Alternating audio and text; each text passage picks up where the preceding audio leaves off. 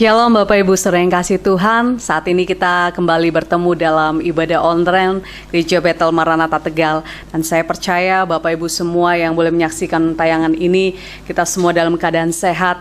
Dan kiranya waktu ini waktu yang terbaik, kita mau datang di hadapan Tuhan. Mari sebelum kita akan memulai ibadah, kita tundukkan kepala, kita mau berdoa. Bapa yang baik, kami mengucap syukur Tuhan buat saat ini kami boleh datang di hadapan-Mu Bapa.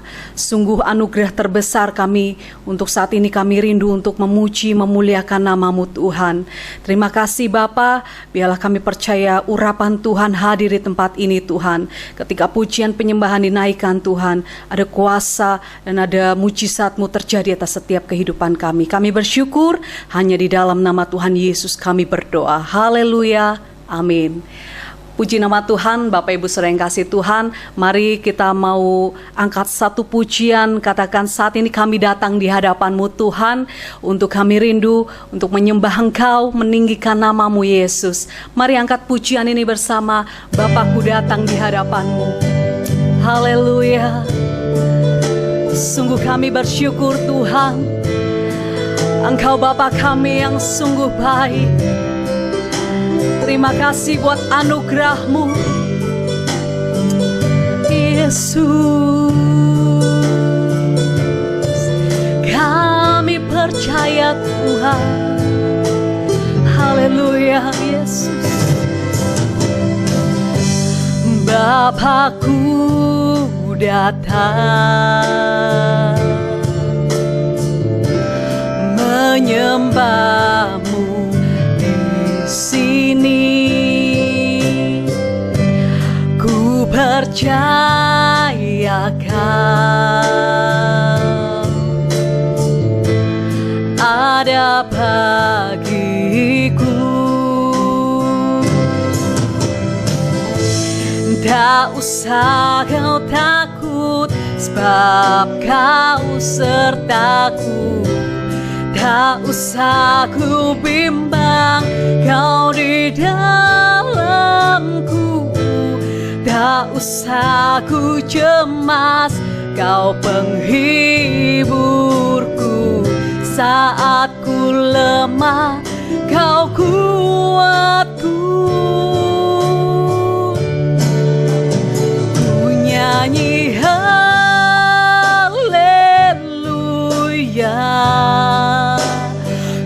nyanyi haleluya.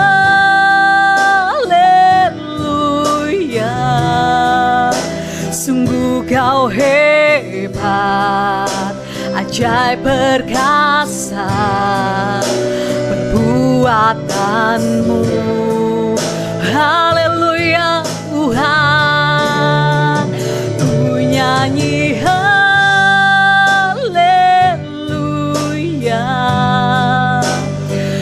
nyanyi haleluya. Sungguh Kau hebat, ajaib perkasa perbuatan-Mu. Hidupku. Terima kasih Tuhan. Sungguh kami bersyukur. Saat ini kami menghampiri taat-Mu Tuhan, dengan setiap kerendahan hati kami. Bapakku datang menyembah-Mu di sini. Ku percaya Kau ada bagiku. Tak usah ku takut, sebab Kau sertaku. Tak usah ku bimbang, Kau di dalamku. Tak usah ku cemas, Kau penghiburku. Saat ku lemah, Kau kuatku.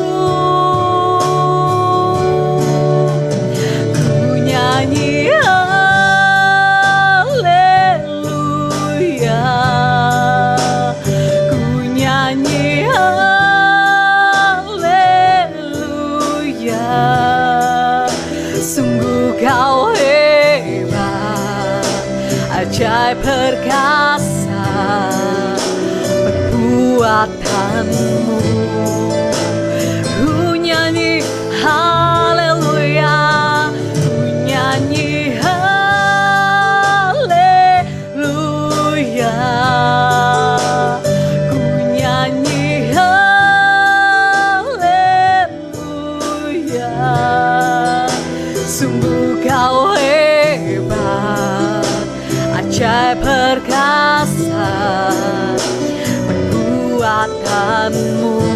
Mari bersama sekalian kami nyanyi haleluya Tuhan. Ku nyanyi haleluya. Mari angkat tangan di hadapanmu Yesus. Kami nyanyi haleluya Yesus. Sungguh kau hebat, ajaib perkasa perbuatanmu.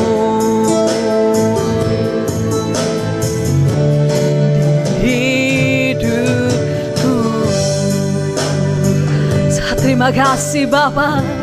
Sungguh Engkau Allah yang ajaib, Engkau Allah yang berkuasa.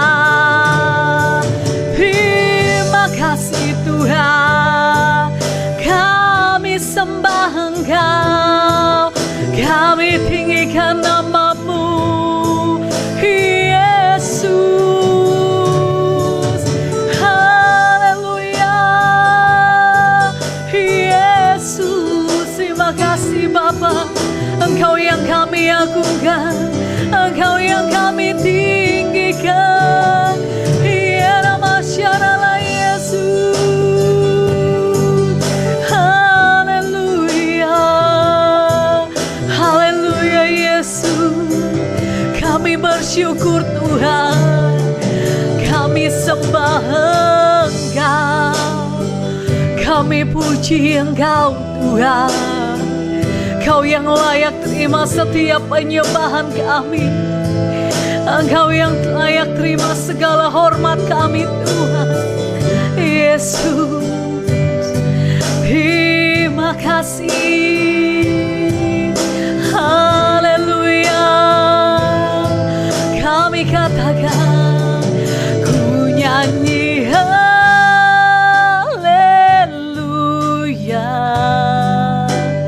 ku nyanyi haleluya.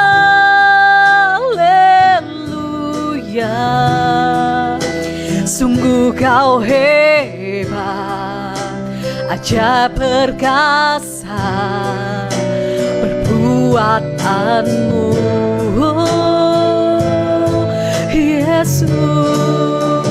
Ku nyanyi haleluya, ku nyanyi haleluya.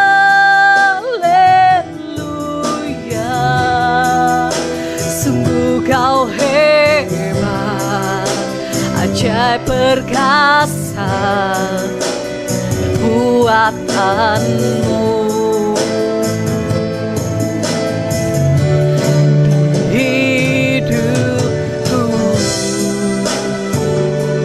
Terima kasih Bapa, kami bersyukur atas setiap perbuatan-Mu yang ajaib dalam setiap kehidupan kami Tuhan. Saat ini kami siap untuk memuliakan nama-Mu, kami siap untuk memuji Engkau. Di dalam nama Tuhan Yesus kami bersyukur, haleluya. Amin.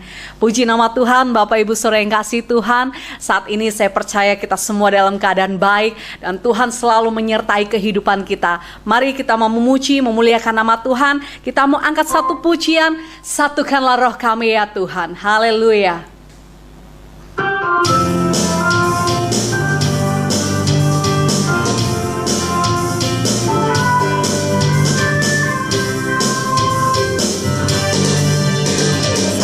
Satukanlah roh kami ya Tuhan, bergandeng tangan kami semuanya. Haleluya. Dalam hadirat-Mu kami menyembah-Mu. Curahkanlah roh-Mu atas kami. Sekali lagi bersama katakan, satukanlah roh kami ya Tuhan, bergandeng tangan kami semuanya. Karena di dalam hadirat-Mu, dalam hadirat-Mu kami menyembah-Mu. Curahkanlah roh-Mu atas kami. Mari bersama katakan, Roh tercurah dari surga, bumi bersuka cita. Roh tercurah dari surga, bangsa-bangsa bersorak. Roh tercurah dari surga, gereja Tuhan dibangkitkan. Roh tercurah dari surga, gereja Tuhan dimenangkan. Semua bangsa-bangsa kan mengaku bahwa Yesus Tuhan. Satukanlah roh kami ya Tuhan,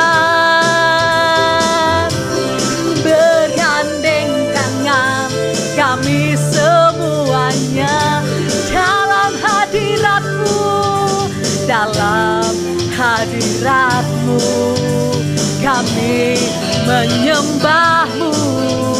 Curahkanlah roh-Mu atas kami. Mari bersama katakan, Roh tercurah dari surga, bumi bersuka cita. Roh tercurah dari surga, bangsa-bangsa bersorak. Roh tercurah dari surga, gereja Tuhan dibangkitkan. Roh tercurah dari surga, gereja Tuhan dimenangkan. Semua bangsa-bangsa kan mengaku bahwa Yesus Tuhan. Semua bangsa-bangsa, semua bangsa-bangsa kan mengaku bahwa Yesus Tuhan. Haleluya. Sungguh kita percaya semua bangsa-bangsa akan mengaku bahwa hanya Yesuslah Tuhan, Raja di atas segala raja. Puji nama Tuhan, saya percaya Bapak Ibu Saudara semua bersuka cita di dalam Tuhan. Kita mau lebih semangat lagi karena setiap nyanyian yang kita nyanyikan semuanya kita persembahkan hanya buat Tuhan Yesus. Haleluya. Kita angkat satu pujian, angkatlah suara dan puji serukan nama Yesus. Haleluya.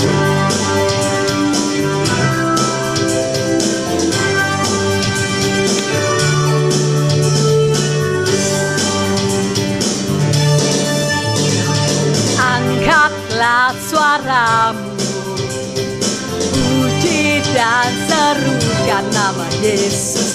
Tanggalkan bebanmu, tak perlu kau khawatir, sebab Dia sanggup. Gerakkan kakimu, haleluya. Menarilah dan bertepuk tangan, bersuka citalah. Tak perlu kau khawatir, sebab Dia sanggup. Haleluya. Sekarang nyanyikan kebesarannya, Dia kuat dan penuh kuasa. Bersorak-sorai karena kasih-Nya telah datang melawat kita. Nyanyi bagi Dia. Sungguh Tuhan Yesus Allah yang baik. Mari katakan, angkatlah suaramu, puji dan serukan nama Yesus. Tanggalkan bebanmu, tak perlu kau khawatir, sebab Dia sanggup. Gerakkan kakimu, haleluya. Menarilah dan bertepuk tangan, bersuka citalah. Tak perlu kau khawatir, sebab Dia sanggup. Sekarang nyanyikan kebesarannya, Dia kuat dan penuh kuasa. Bersorak-sorai karena kasih-Nya telah datang melawat kita. Nyanyi bagi Dia. Sekarang nyanyikan kebesarannya, Dia Dia kuat dan penuh kuasa, bersorak-sorai karena kasih-Nya telah datang melawat kita. Nyanyi bagi Dia, nyanyi bagi Dia, nyanyi bagi Dia.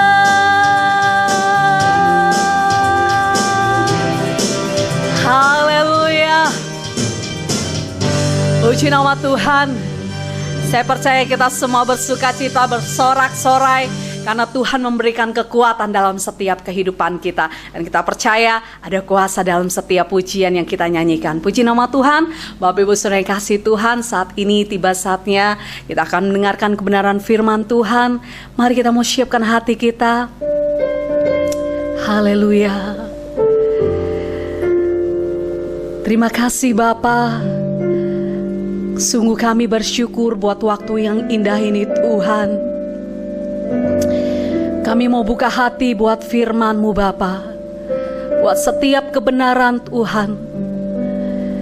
Karena kami percaya dalam setiap kehidupan kami hanya Yesus jawaban atas setiap persoalan kami. Terima kasih Bapa. Terima kasih Yesus yang baik. Kami naikkan pujian ini di hadapan-Mu. Haleluya, masyarakat Yesus. Kala ku cari damai, hanya ku dapat dalam Yesus. Kala ku cari ketenangan, hanya ku temui di dalam Yesus. Tak satu pun dapat menghiburku, tak seorang pun dapat menolongku. Hanya Yesus jawaban hidupku. Mari angkat pujian ini dari awal, katakan. Kala ku cari damai, hanya ku dapat dalam Yesus. Kala ku cari ketenangan, hanya ku temui di dalam Yesus. Tak satu pun dapat menghiburku, tak seorang pun dapat menolongku. Hanya Yesus jawaban hidupku.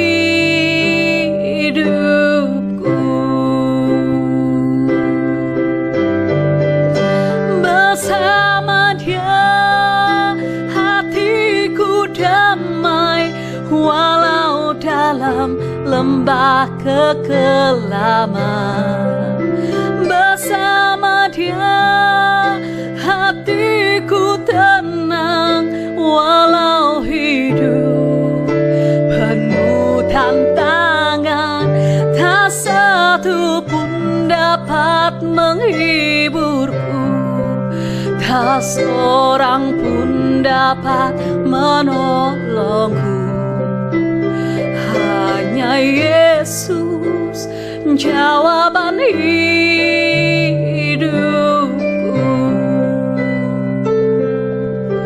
Sungguh kami bersyukur saat ini Tuhan. Kami tahu Bapa, setiap kami mengalami persoalan Tuhan. Kami tahu dan kami yakin hanya Engkau Yesus jawaban atas setiap persoalan kami. Engkau Tuhan yang tidak pernah meninggalkan kami. Engkau Tuhan yang selalu dekat dengan hati kami Bapa. Terima kasih Yesus.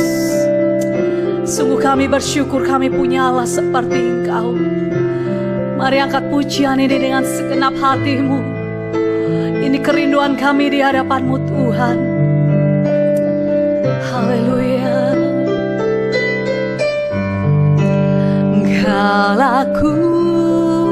cari damai hanya ku dapat dalam Yesus. Kala ku cari ketenangan hanya ku temui di dalam Yesus. Tak satu pun dapat menghiburku, tak seorang pun dapat menolongku. Hanya Yesus jawaban hidupku. Bersamamu Tuhan, bersama-Nya hatiku damai, walau dalam lembah kekelaman. Bersama Dia hatiku tenang, walau hidup penuh tantangan. Tak satu pun dapat menghiburku, tak seorang pun dapat menolongku. Hanya Yesus jawaban hidupku. Hanya Yesus, hanya Yesus jawaban hidupku.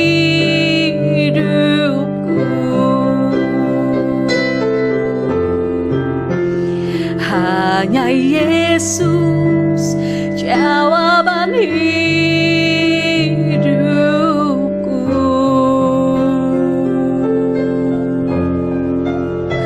Terima kasih Bapa, kami percaya hanya firman-Mu yang memberikan kekuatan dalam setiap kehidupan kami. Dan kami percaya hanya firman-Mu yang mampu memberikan jawaban dalam setiap persoalan hidup kami. Terima kasih Bapa, kami buka hati kami untuk kebenaran firman-Mu. Di dalam nama Tuhan Yesus kami berdoa dan kami bersyukur. Haleluya, amin. Waktu selanjutnya saya serahkan pada hamba-Nya yang akan menyampaikan firman Tuhan. Shalom saudara, puji Tuhan, berjumpa kembali karena anugerah Tuhan. Saya percaya kita selalu dan akan selalu disertai Tuhan.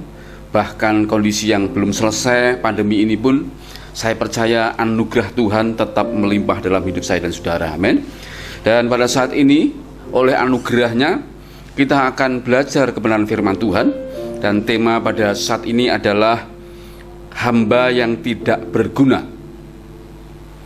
Tema ini perlu disampaikan mengingat adanya pemahaman-pemahaman yang kurang tepat ya di dalam pelayanan, dalam pekerjaan, dalam banyak hal, terutama dalam ketika kita berhasil melakukan sesuatu, respon hati kita berbeda dengan yang Tuhan inginkan. Saya berharap lewat kebenaran ini setiap saya dan saudara mulai merespon anugerah yang kita terima dari Tuhan dengan cara yang benar. Kita akan baca dalam Lukas pasal ke-17 ayat ke-7 sampai yang ke-10. Perikopnya berbunyi tuan dan hamba. Ayat 7 mulai. Siapa di antara kamu yang mempunyai seorang hamba yang membajak atau menggembalakan ternak baginya, akan berkata kepada hamba itu setelah ia pulang dari ladang, mari segera makan. Bukankah sebaliknya ia akan berkata kepada hamba itu, sediakanlah makananku, ikatlah pinggangmu, dan layanilah aku sampai selesai, aku makan dan minum, dan sesudah itu engkau boleh makan dan minum. Adakah ia berterima kasih kepada hamba itu, karena hamba itu telah melakukan apa yang ditugaskan kepadanya? Ke-10, demikian jugalah kamu, apabila kamu telah melakukan segala sesuatu yang ditugaskan kepadamu, hendaklah kamu berkata, kami adalah hamba-hamba yang tidak berguna, kami hanya melakukan apa yang kami harus lakukan.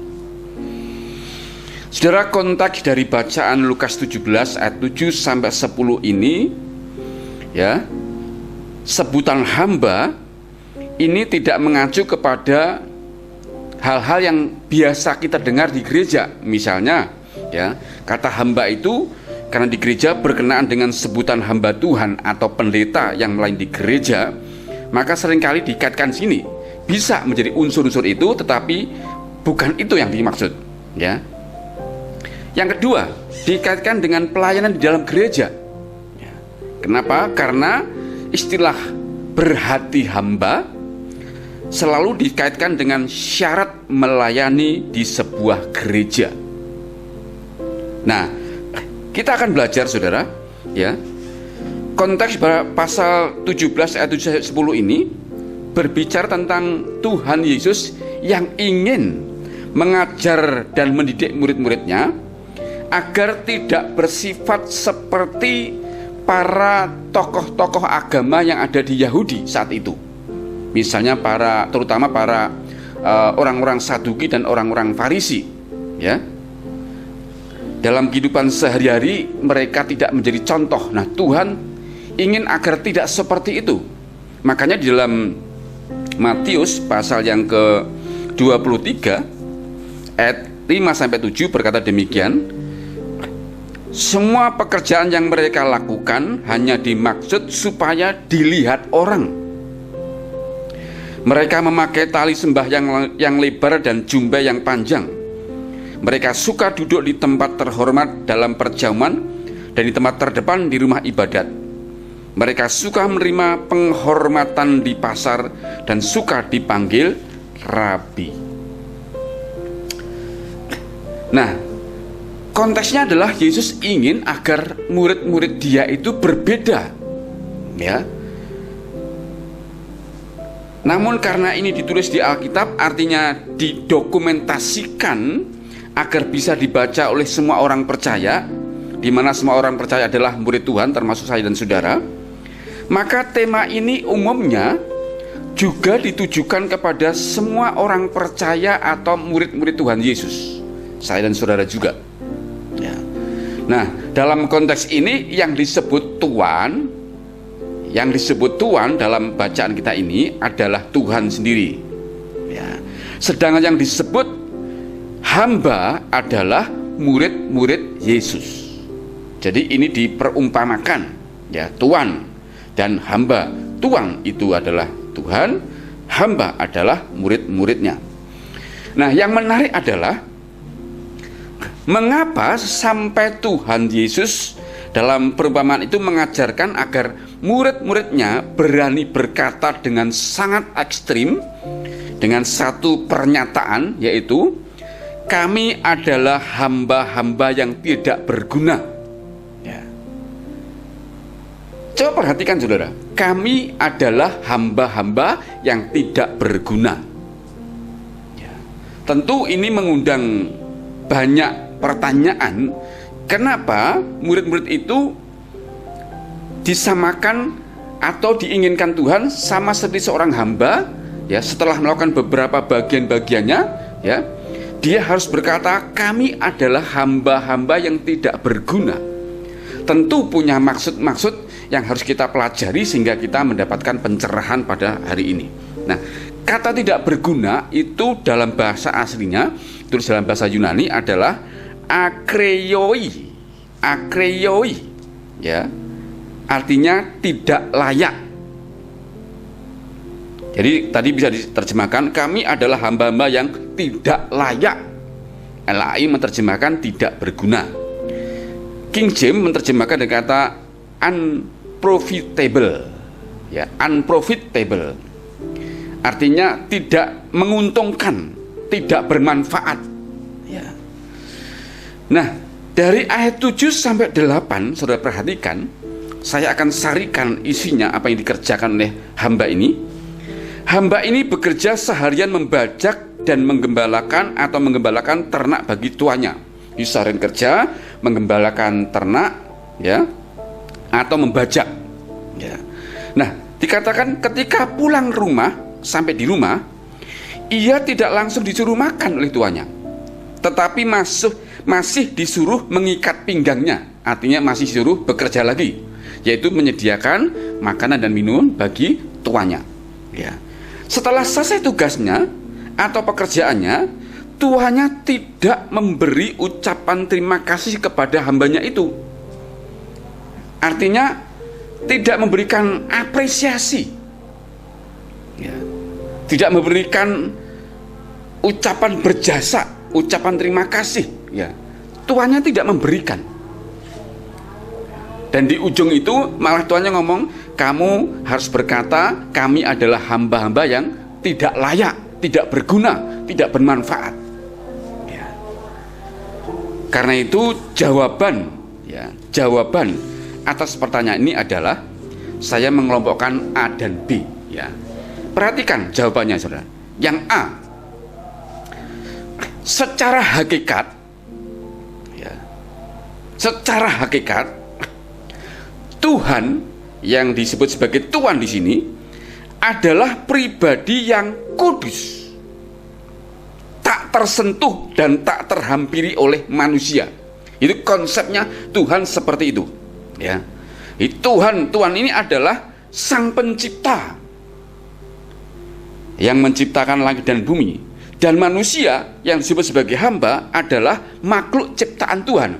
Di sini digambarkan bahwa Sang Pencipta dan yang diciptakan jelas, ya, berbeda, ya, martabatnya, hakikatnya, ya, identitasnya, semuanya berbeda sangat jauh, ya. Manusia begitu kecil, Tuhan begitu besar, Tuhan begitu banyak, istilah maha, manusia hanya disebut sebagai debu saja, ya. Nah, sebagai makhluk ciptaan itu, manusia tidak berhak menuntut ucapan terima kasih, ya, tidak menuntut apresiasi, tidak menuntut upah dari tuannya.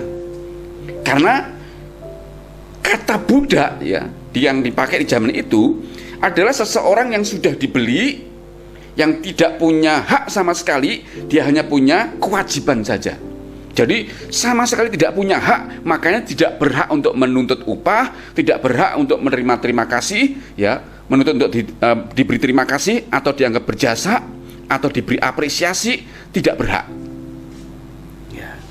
Makanya di sini secara hakikat tepat jika manusia yang disebut hamba itu di hadapan Tuhan posisinya tidak layak, ya, tidak layak, ya, akreioi, tidak layak, ya. LAI memang menerjemahkan kata tidak berguna, ya, tapi bahasa aslinya itu artinya adalah tidak layak dari hakikat ini, Sang Pencipta dan yang diciptakan. Sang Pencipta begitu banyak sebutan maha, yang diciptakan hanyalah debu. Maka tepat jika hamba itu disebut sebagai hamba yang tidak layak. Yang B, saudara, ini kita belajar secara teologi sederhana dan singkat. Kita akan belajar secara aplikasi dalam kehidupan sehari-hari. Yang B, jawabannya adalah semua manusia sudah jatuh dalam dosa. Perhatikan, saudara, semua manusia sudah jatuh dalam dosa. Roma pasal yang ketiga ayat 9 sampai 23, ya. Semua manusia sudah jatuh dalam dosa. Ini jawabannya kenapa itu para budak ini disuruh ngomong, para hamba-hamba ini, kami hamba-hamba yang tidak layak. Jawabannya kedua adalah karena semua manusia sebagai hamba itu sudah jatuh dalam dosa. Dalam Roma 3 ayat 9 sampai 23, saya akan bacakan sarinya, artinya saya tidak akan ubah satu kata pun, saya akan kutip dari LAI. Urutannya ada 10, ya, fakta setelah manusia jatuh dalam dosa. Ya, perhatikan, saudara. Yang pertama, tidak ada yang benar. Jadi ini sesungguhnya saya sama seperti membaca firman Tuhan. Hanya saya kutip, saya kelompokkan 1 sampai 10 datanya agar mudah dipahami. Yang pertama, ya, 1, tidak ada yang benar, seorang pun tidak. Ya, setelah jatuh dalam dosa, tidak ada seorang pun yang benar, tidak ada satu pun. Ayat 10 itu. Yang kedua, tidak ada seorang pun yang berakal budi, tidak ada seorang pun yang mencari Allah. Ya. Jadi setelah jatuh dalam dosa, akal budi manusia itu tidak seperti sebelum jatuh dalam dosa, ya. Mereka sudah menjadi liar. Mereka tidak ada kerinduan yang besar untuk mencari Allah lagi. Mereka benar-benar sudah jauh dari Allah. Itu ayat 11. Yang ketiga, semua orang telah menyeleweng. Artinya sudah tidak tepat sasaran. Kata dosa itu dari kata hamartia, artinya meleset dari sasaran. Artinya semua orang telah meleset dari kehendak Tuhan. Nah, koma, itu ayat yang ke-12. Ada kata-kata yang luar biasa. Mereka semua tidak berguna. Ya, mereka semua tidak berguna. Saya tidak ubah kata-kata ini, saya hanya kutip saja. Mereka semua tidak berguna. Nah, kata tidak berguna ini juga menggunakan kata yang sama yang diterjemahkan oleh King James, yaitu unprofitable. Ya, unprofitable artinya tidak bermanfaat, tidak menguntungkan atau tidak layak dalam bahasa Yunaninya, saudara. Ya, di sini cantumkan ayat 12, tidak layak, tidak berguna. Koma, tidak ada yang berbuat baik, seorang pun tidak. Itu ayat 12, ya, bagian yang ketiga. Ya. Yang keempat, ya, kerongkongan mereka seperti kubur yang ternganga. Ya, lidah mereka merayu-rayu, bibir mereka mengandung bisa. Sejak dalam dosa, semua perkataan manusia itu banyak yang tidak berguna. Ya, semuanya meleset apa yang Tuhan inginkan. Ya, pembicaraan-pembicaraan menjadi tidak kudus. Ya. Yang kelima, mulut mereka penuh dengan sumpah serapah. Ini ditegaskan lagi ayat ke-14. Ayat ke-6, kaki mereka cepat untuk menumpahkan darah. Artinya manusia cepat sekali bereaksi, menjadi orang yang emosional. Ya, cepat mengambil tindakan-tindakan, termasuk membunuh, ya, termasuk membuli seseorang, termasuk berbuat kasar, termasuk membuat sesuatu yang merugikan orang lain. Mereka cepat sekali berbuat sesuatu yang merugikan orang lain. Ya. Ayat ke-15, bagian ke-7, keruntuhan dan kebinasaan mereka tinggalkan di jalan mereka. Mereka hanya meninggalkan jejak kerusakan-kerusakan di muka bumi ini. Itu ayat 16. Bagian ke-8, dan jalan damai tidak mereka kenal. Yang ada dalam diri manusia setelah dalam dosa adalah hanyalah banyak bermusuhan, bertikai, berseteru. Hanya itu saja. Dan itu dimulai oleh Kain yang iri hati, dengki, dan membunuh adiknya Habil. Ya. Itu ayat yang ke-17. Ayat ke bagian 9, rasa takut kepada Allah tidak ada pada orang itu. Artinya setelah jatuh dalam dosa, manusia banyak yang tidak takut akan Tuhan. Ayat 18. Bagian ke-10, bagian terakhir ayat 23, karena semua orang telah berbuat dosa dan telah kehilangan kemuliaan Allah. Semua manusia telah berbuat dosa, artinya sudah menyeleweng, sudah tidak tepat sasaran, sudah keluar di kehendak Allah, ya, dan telah kehilangan kemuliaan Allah. Artinya kualitas Allah dalam diri manusia itu sudah berubah. Moral Allah, kualitas Allah, kehidupan Allah dalam diri manusia itu berubah. Ya. Manusia menjadi fana, jiwa menjadi rusak, tubuh menjadi tua lalu mati, rohnya berakhir dalam hukuman kekal.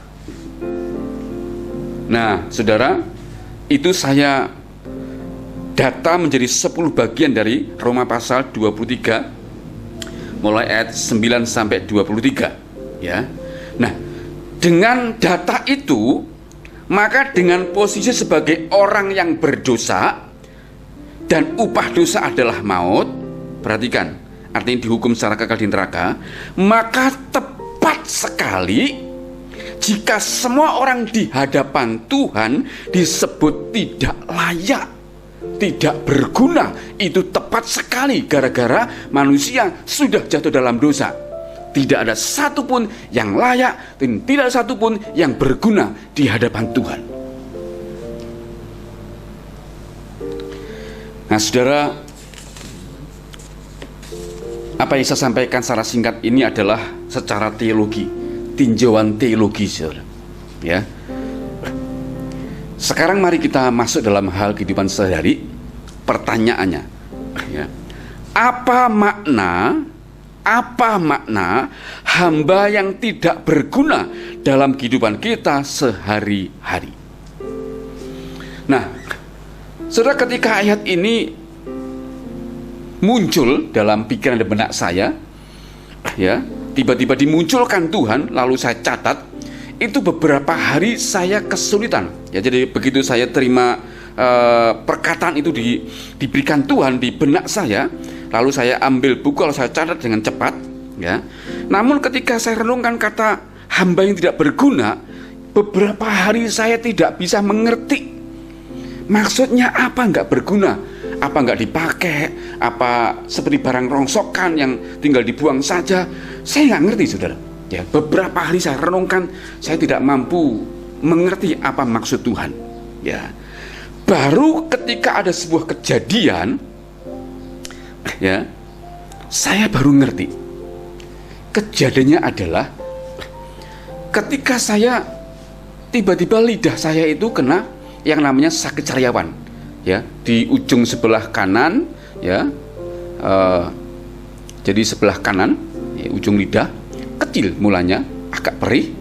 Ya, minggu lalu waktu naik di mimbar menyampaikan firman Tuhan itu sudah terasa perih, ya, tapi Tuhan beri anugerah lancar semuanya sampai selesai pagi dan sore.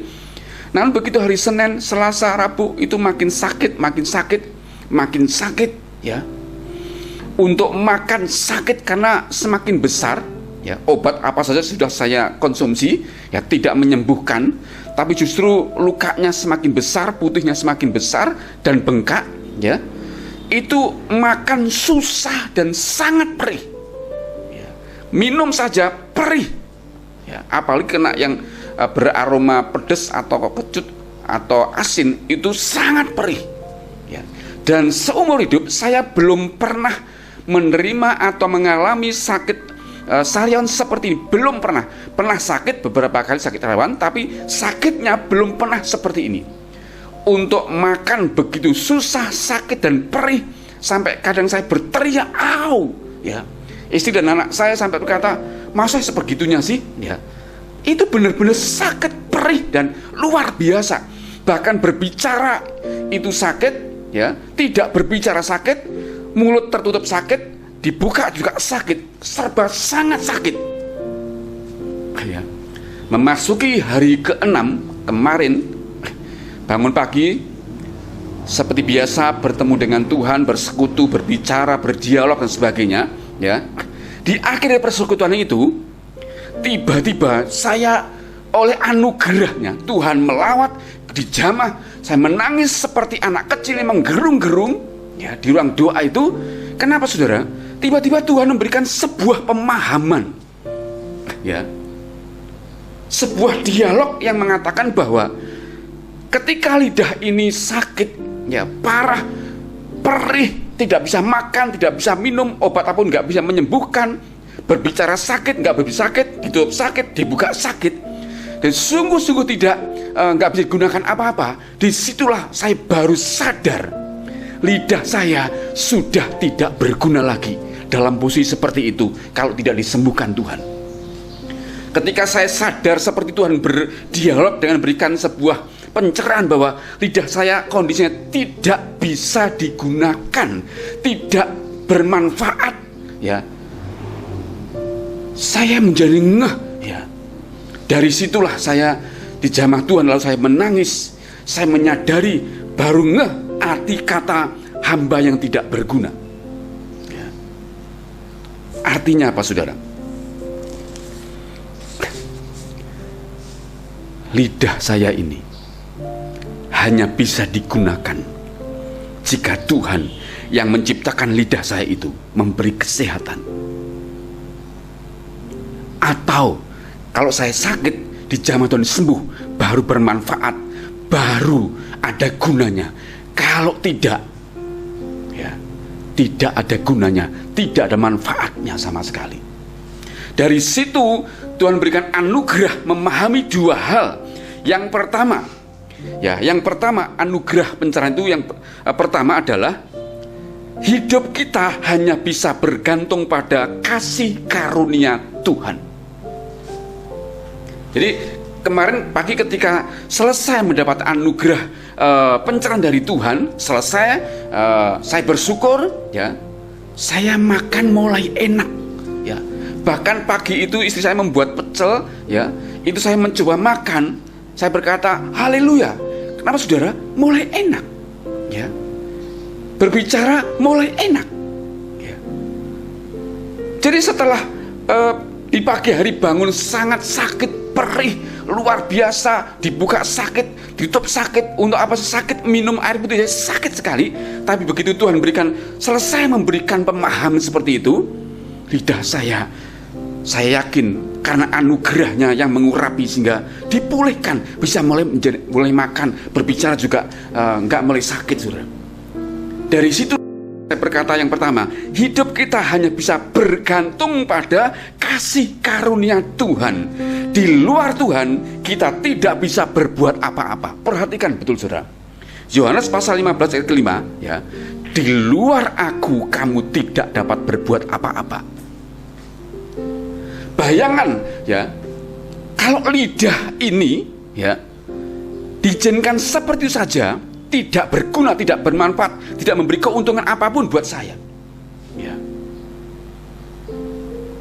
Apalagi saudara bagian-bagian lain diizinkan Tuhan dalam hidup kita, ya. Kita sudah berobat kemana-mana, sudah diusahakan kesembuhannya, ya. Kita akan sadar, saudara, hidup kita ini hanya karena kasih karunia Tuhan. Kalau saudara sehat, saudara diberkati Tuhan, itu karena anugerah Tuhan. Dari sinilah yang pertama, kita harus hidup bergantung penuh kepada Tuhan, ya.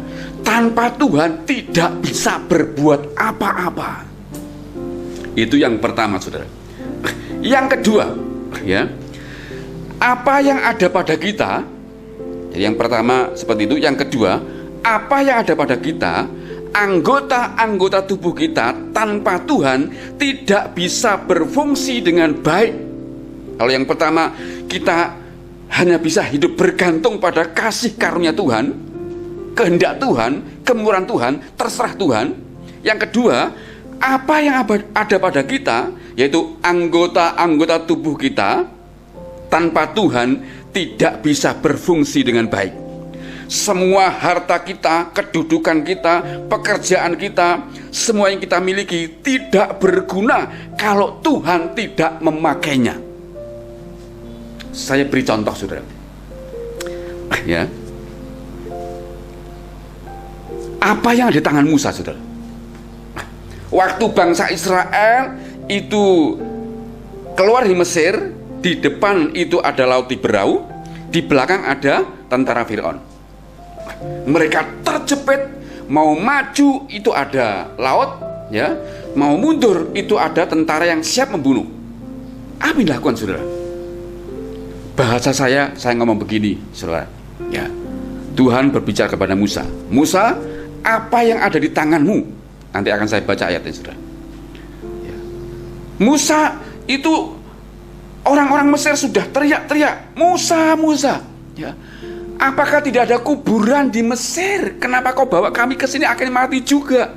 Musa sudah terjepit, mau dilempari batu, karena mereka juga akhirnya mati juga kalau depan laut, di belakangnya ada Firaun, ya. Waktu Musa terjepit, istilahnya Tuhan berkata, yang ada di tanganmu apa, Musa? Musa menjawab, tongkat kayu, Tuhan. Tongkat kayu ini tongkat di mana dia menggembalakan kambing domba waktu dia di rumahnya Jito, mertuanya. Itu tongkat kayu biasa yang digunakan untuk menggembalakan domba. Kalau dia karena usianya sudah 80 tahun, dia jalan juga dipakai untuk membuat dia lebih mudah berjalan. Itu tongkat kayu biasa, ya. Tapi perhatikan, saudara, Keluaran pasal 14, saya baca buat saudara. Keluaran pasal 14 ayat 15-16 berkata demikian. Berfirmanlah Tuhan kepada Musa, mengapakah engkau berseru-seru demikian kepadaku? Ya, artinya karena orang-orang Israel ini memberontak kepada Musa, katakanlah kepada orang Israel supaya mereka berangkat. Jadi Tuhan tetap berkata berangkat, ya. Namun ayat 16 berkata gini, dan engkau angkatlah tongkatmu dan ulurkanlah tanganmu ke atas laut dan belahlah airnya, sehingga orang Israel akan berjalan dari tengah-tengah laut di tempat kering. Di tangan Musa hanyalah tongkat, ya. Tongkat kayu biasa. Namun di tangan Tuhan, tongkat kayu biasa itu berubah, ya, menjadi kuasa Tuhan. Jadi tongkat yang tangan Musa ini, karena Tuhan memakainya, maka tongkat di tangan Musa ini ketika dibelah, dipukulkan ke laut, laut itu terbelah menjadi, tersebak ke sana, tersibak ke sini, ya, sehingga bangsa Israel bisa lewat di jalan yang kering. Coba saudara perhatikan ini, ya. Apa yang ada pada kita? Kalau Tuhan tidak pakai, tidak ada gunanya. Kalau lidah kita ini tidak Tuhan beri kesehatan, tidak ada gunanya, ya. Kalau kaki kita ini tidak diberi kesehatan Tuhan, tidak ada gunanya. Makanya kalau orang stroke, mati rasa, nggak bisa jalan, lumpuh, maka dia harus pakai kruk. Kalau salah satu, ya. Kalau dua-duanya lumpuh. Kenapa saudara? Karena dia sudah tidak berguna lagi, tidak bisa dimanfaatkan untuk berjalan. Nah, kalau Tuhan tidak memberi kesehatan, tidak berguna apa-apa. Maka yang ada pada kita itu, tanpa Tuhan memakainya, tidak berguna sama sekali. Contoh yang kedua, saudara, ya.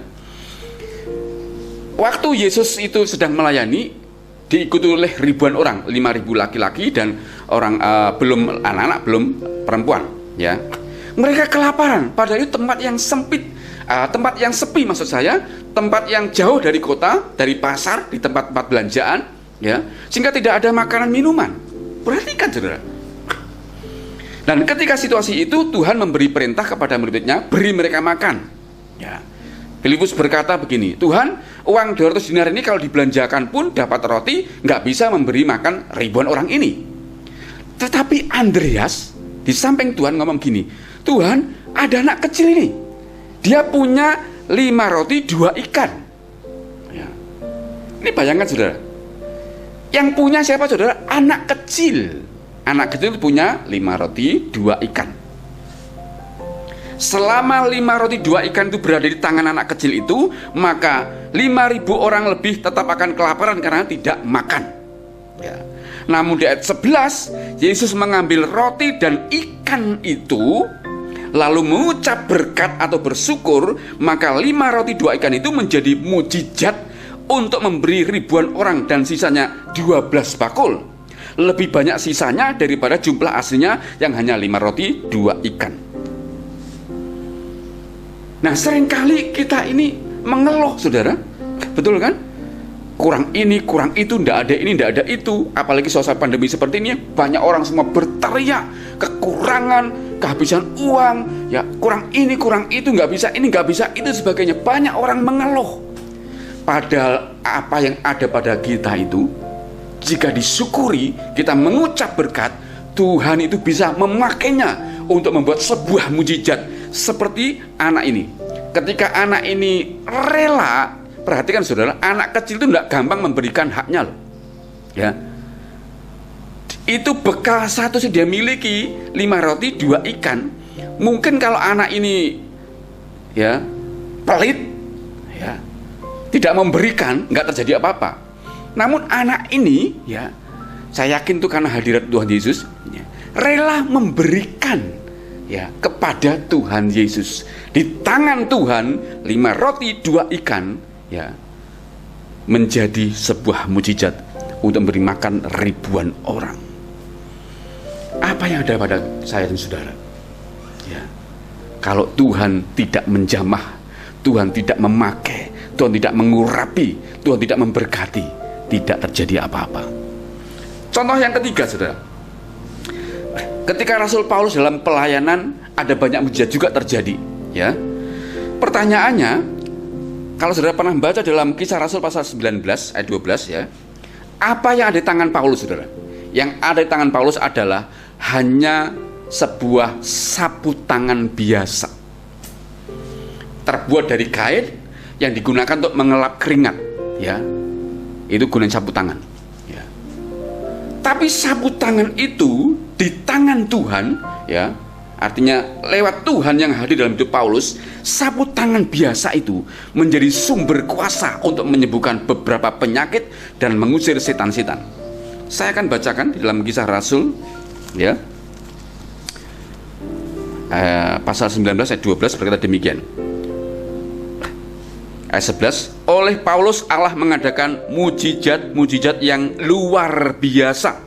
Ayat 12, bahkan orang membawa sapu tangan atau kain yang pernah dipakai oleh Paulus dan meletakkannya atas orang-orang sakit, maka lenyaplah penyakit mereka dan keluarlah roh-roh jahat. Nah, dari sini kita tahu, saudara, yang pertama tadi, ya, hidup kita ini hanya bergantung pada kasih karunia Tuhan. Di luar Tuhan kita tidak bisa berbuat apa-apa. Yang kedua, ya, apa yang ada pada kita tanpa Tuhan memakai, tanpa Tuhan memberkati, ya, kita tidak mendapat apa-apa, kita tidak bisa berbuat apa-apa. Hanya kalau Tuhan memakainya, Tuhan memberkatinya, Tuhan mengurapinya, terjadi sesuatu. Itulah sebabnya kalau kita sudah menerima berkat, ya, usaha kita lancar, segala sesuatu kita lakukan lancar, pelayan di gereja juga lancar, maka selayaknya dengan memahami ini, kita tidak berani mengatakan ini hasil usahaku, ini hasil karyaku, ini semua hasil keringatku. Kita pasti takut untuk mengklaim bahwa itu adalah hasil kerja kita. Kenapa? Hidup kita bergantung pada kasih karunia Tuhan. Di luar Tuhan tidak bisa apa-apa. Yang ada pada kita itu hanya karena anugerah Tuhan yang memakainya, memberkati, mengurapi, sehingga terjadi banyak berkat dalam hidup kita. Makanya ketika kita selesai melakukan segala sesuatu dan berhasil, kita mulai sekarang bisa berkata, kami adalah hamba-hamba yang tidak layak, hamba-hamba yang tidak berguna, hamba-hamba yang tidak layak. Saudara, untuk menutup renungan ini saya akan sampaikan kesimpulannya, 4 kesimpulan, sehingga saudara lebih bisa memahami kembali, ya. Kesimpulannya adalah, yang pertama, Tuhan adalah Tuhan. Kita sebagai ciptaannya adalah hamba. Seorang hamba tidak layak menuntut Tuhan agar memberi upah kepada kita, agar berterima kasih kepada kita, agar memberi apresiasi kepada kita karena kita merasa berjasa. Seorang hamba tidak layak. Kesimpulan kedua, dengan posisi kita sebagai orang berdosa atau telah jatuh dalam dosa, tepat jika kita semua di hadapan Tuhan disebut tidak layak atau tidak berguna. Yang ketiga, jika kita berhasil melakukan segala sesuatu, misalnya panggilan kita, ya, sebagai hamba Tuhan di gereja, jemaat yang melayani sebagainya, atau apa saja, atau usaha pekerjaan kita, ya, apa saja yang ada dalam kita lakukan dan kita diberkati, itu semua hanya karena kasih karunia Tuhan Yesus Kristus. Yang keempat, semua yang ada pada kita, semua anggota tubuh kita, kedudukan kita, pekerjaan kita, usaha kita, harta kita, semua tidak berguna kalau Tuhan tidak memakainya dan memberkatinya. Semua tidak berguna kalau Tuhan tidak memakainya dan memberkatinya. Makanya saudara kasih dalam Tuhan, mulai hari ini kita bisa berkata, kami adalah hamba-hamba yang tidak layak, tidak berguna. Kami hanya melakukan apa yang harus kami lakukan. Saya berharap situasi sulit sekarang ini, dengan renungan ini, memberikan sebuah penyadaran buat kita semuanya. Ini situasi yang sangat sulit. Apalagi hari kemarin sudah mulai juga marak. Resesi sudah jelas, ini resesi ekonomi. Pandemi masih berlangsung dengan luar biasa. Masih ditambah lagi dengan suasana politik yang makin hangat, demo ada di mana-mana. Ya, ini justru membuat rakyat semakin sengsara.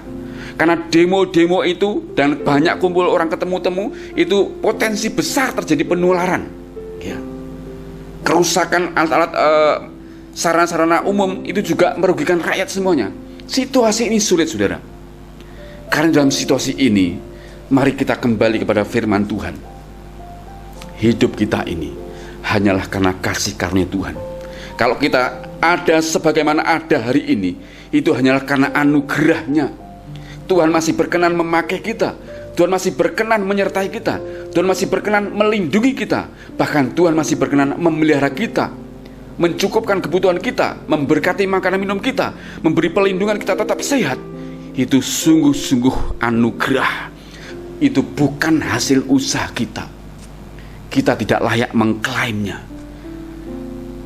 Semuanya dikembalikan untuk puji hormat kemuliaan Tuhan Yesus Kristus. Kita benar-benar harus merasa empty, kosong, seperti Yesus telah mengosongkan diri,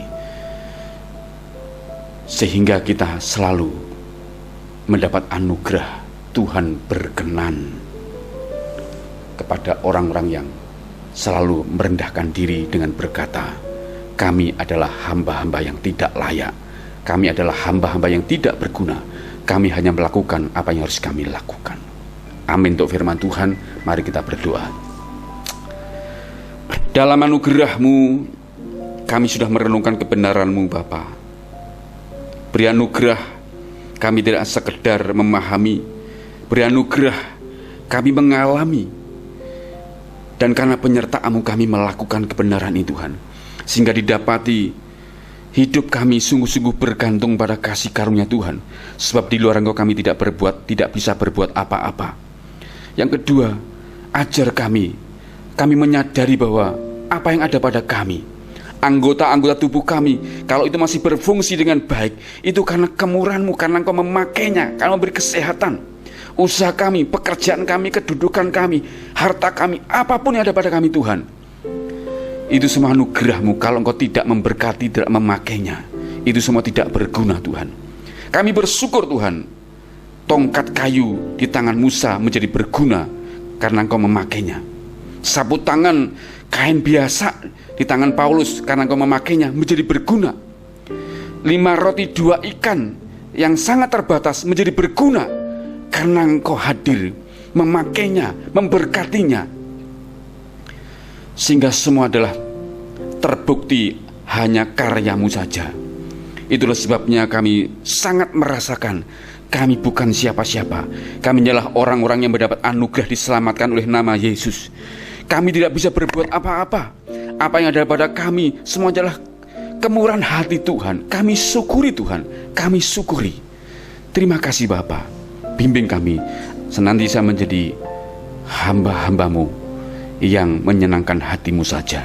Di dalam dan demi nama-Mu Tuhan Yesus Kristus, kami sudah naikkan doa dan mengucap syukur. Haleluya. Amin. Kiranya kebenaran ini memberkati saudara semuanya, dan saya terus berharap dan doa saudara selalu disertai, dilindungi dan diberkati Tuhan. Dan kita ketemu lagi minggu depan dalam anugerah Tuhan Yesus Kristus. Haleluya. Shalom. Tuhan berkati.